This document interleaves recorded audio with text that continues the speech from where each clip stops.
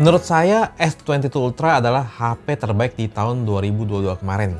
Saking puasnya, saya yang tadinya mau beli cuma buat review doang, akhirnya malah pakai buat daily driver. Nah, sekarang udah keluar penerusnya, yaitu S23 Ultra, S23 Ultra. Kami di sini bahasnya memang agak telat ya, soalnya saya PO pas batch 2 dan baru sampai sekitar pertengahan Maret kemarin. Tapi nggak apa-apa, saya bakal tetap bahas HP ini. Saya sih kali ini nggak ada rencana buat upgrade juga, karena S22 Ultra ini masih sangat memuaskan. Tapi sekarang kita coba bandingin dulu kedua HP ini, siapa tahu saya malah pengen upgrade. Kedua HP ini kalau dilihat sekilas memang sangat mirip, tapi kalau diperhatikan lebih detail, ada beberapa hal yang berbeda dari desainnya. Pertama, frame samping S23 Ultra lebih datar. Ini tuh kerasa beda banget pas digenggam HP-nya. Malah menurut saya ini bikin terasa kayak megang HP yang benar-benar baru. Kalau saya genggam dan lihat-lihat, S23 Ultra ini sekarang terasa lebih boxy. Frame kamera belakangnya juga agak sedikit beda. S23 Ultra itu terlihat lebih gagah framenya. Desain bodi belakang sih sama aja, paling beda di warna. Desain layarnya masih sangat mirip ya.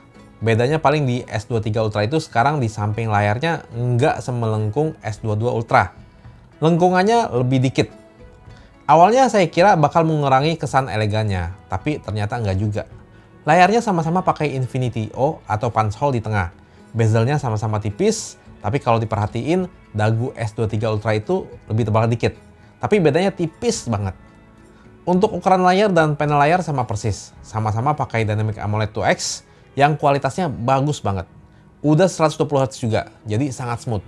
Apalagi keduanya ada fitur Vision Booster. Paling kaca pelindung S23 Ultra ini lebih baru dikit ya. Untuk chipset udah pasti dapat upgrade. S23 Ultra pakai Snapdragon 8 Gen 2 for Galaxy yang memang kenceng banget. Untuk pemakaian standar kayak sosmed sebetulnya kurang lebih sama. Multitasking juga lancar banget di kedua HP ini. Mirip-mirip lah performanya. Kalau penggunaan yang lebih berat baru agak kerasa bedanya. Kayak ekspor video atau dipakai buat main game berat. Apalagi kalau mainnya agak lama. Sebetulnya kalau cuma main game shooter kayak PUBG, CODM, atau MOBA kayak Mobile Legends sih ya S22 Ultra juga masih sangat sanggup ya.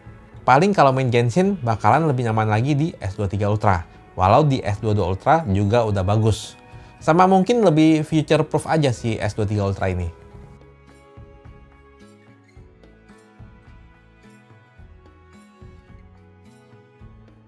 Keduanya ada S Pen dan nggak ada perbedaan apa-apa ya. Saat ini keduanya udah pakai One UI terbaru, tapi ternyata fitur kayak image clipping nggak diturunin ke S22 Ultra. Setidaknya untuk saat ini. Setup kamera kedua HP ini masih sama. Di belakang ada 4 kamera. Ada ultrawide 12 megapiksel, ada tele 3 kali zoom 10 megapiksel, dan periskop 10 kali zoom beresolusi 10 megapiksel. Ketiga kamera ini sensornya masih mirip di antara keduanya ya. Dan ada dual pixel autofocus juga. Yang paling berbeda itu di sensor kamera utamanya. S22 Ultra beresolusi 108 megapiksel, kalau S23 Ultra beresolusi 200 megapiksel. Selain itu kamera depannya juga beda, 40 megapiksel berbanding 10 megapiksel. Di lubang yang kanan atas ini keduanya masih diselipin laser autofocus buat bantu fokus di kamera utamanya. Paling beda di warna. Di S23 Ultra bukan warna merah lagi. Buat hasil kamera ultrawide-nya sih, saya hampir nggak kelihatan perbedaannya. Menurut saya masih sangat mirip. Palingan di S23 Ultra kontrasnya lebih tinggi sedikit dan sedikit lebih vivid. Dan itu tipis doang bedanya. Tapi kadang malah S22 Ultra yang agak lebih kontras ya. Jadi agak kurang konsisten. Tapi ya masih mirip-mirip. Pas di low light, sekilas memang masih terlihat mirip juga. Sebetulnya S23 Ultra di sini kelihatan lebih tajam, walau masih tipis banget bedanya. Tapi pas foto pakai night mode, agak terlihat sih bedanya. Kelihatan improvementnya di S23 Ultra. Untuk kamera utamanya, di kondisi terang sebetulnya saya bilang masih mirip-mirip. Memang kadang beda. Kadang di S23 sedikit lebih kontras, tapi kadang di S22 yang lebih kontras. Tapi ya bedanya tipis-tipis doang sekali lagi. Detail juga mirip, tapi ada beberapa foto yang kalau saya perhatikan, ternyata di S23 Ultra lebih tajam. Di S22 Ultra lebih soft. Ini saya ambil berkali-kali juga sama ya hasilnya. Jadi ada improvement lah. Dynamic range pas foto backlight sama-sama lebar, masih mirip di antara keduanya. Paling beda di kontras saja. Tapi kadang tuh hasil dari S23 Ultra masih ada efek putih di daerah shadow. Jadi warnanya lebih bagus di S22 Ultra. Harusnya bisa diperbaiki sih lewat software update nantinya.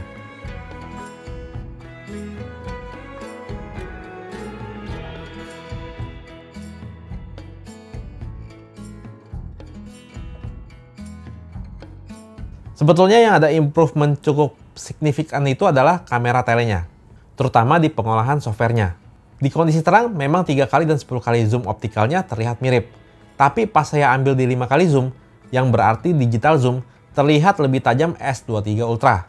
Udah kayak ada lensa tele 5 kalinya. Pas masuk ke low light, bedanya udah kelihatan cukup jauh ya. Mau di 3 kali zoom, sampai 10 kali zoom, atau lebih pun, kelihatan banget ada banyak improvement di S23 Ultra. Terutama di detail dan ketajamannya yang upgrade jauh. Pas pakai night mode-nya pun bikin tambah lebih bagus lagi.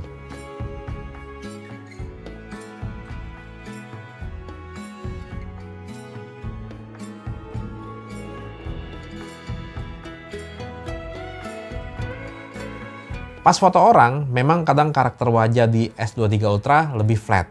Di S22 Ultra masih ada kontras atau bagian gelapnya. Tapi kadang mirip banget. Keduanya ada mode portrait pastinya. Hasilnya masih mirip-mirip.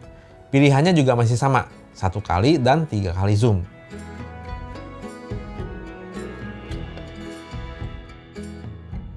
Di kondisi low light, S23 Ultra ada improvement, terutama di HDR. Jadi pas foto lokasi yang banyak lampunya, detail di lampu itu masih ada. Kalau di S22 Ultra, kadang suka overexpose atau terlalu terang. Kalau detail dan ketajaman sih masih mirip-mirip, kecuali di kondisi sangat gelap atau extreme low light. Ini kelihatan di S23 ada improvement, di S22 lebih noisy. Dan pas ambil di night mode, S22 Ultra lebih berbayang atau ghosting.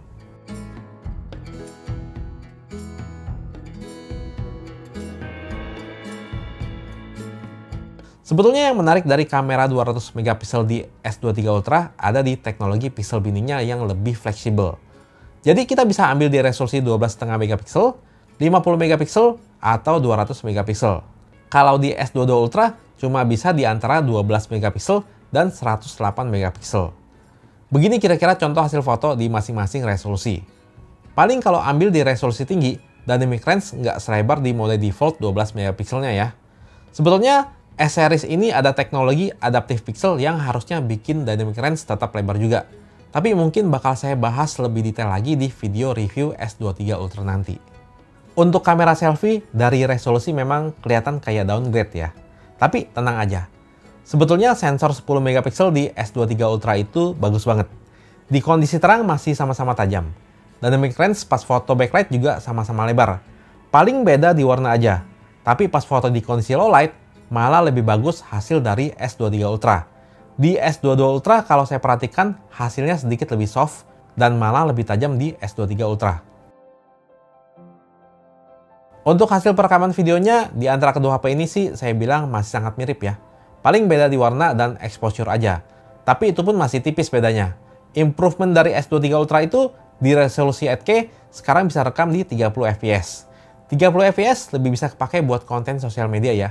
Kalau 24 fps itu lebih cocok buat bikin film. Terus S23 Ultra ini 8K-nya lebih nggak nge-crop.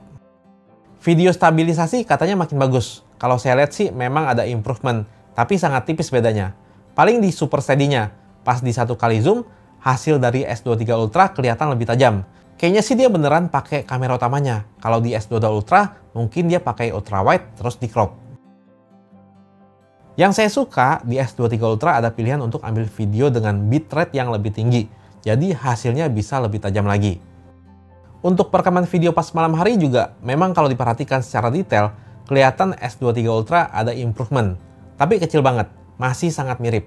Keduanya ada video bokeh, tapi video bokeh di S23 Ultra itu blurnya lebih pintar dalam memisahkan objek background dan foreground, lebih natural dan sinematik. Keduanya ada mode Pro Video, tapi di S23 Ultra sekarang bisa dipakai buat kamera depannya juga. Untuk perekaman kamera depannya, menurut saya juga masih lumayan mirip di antara keduanya.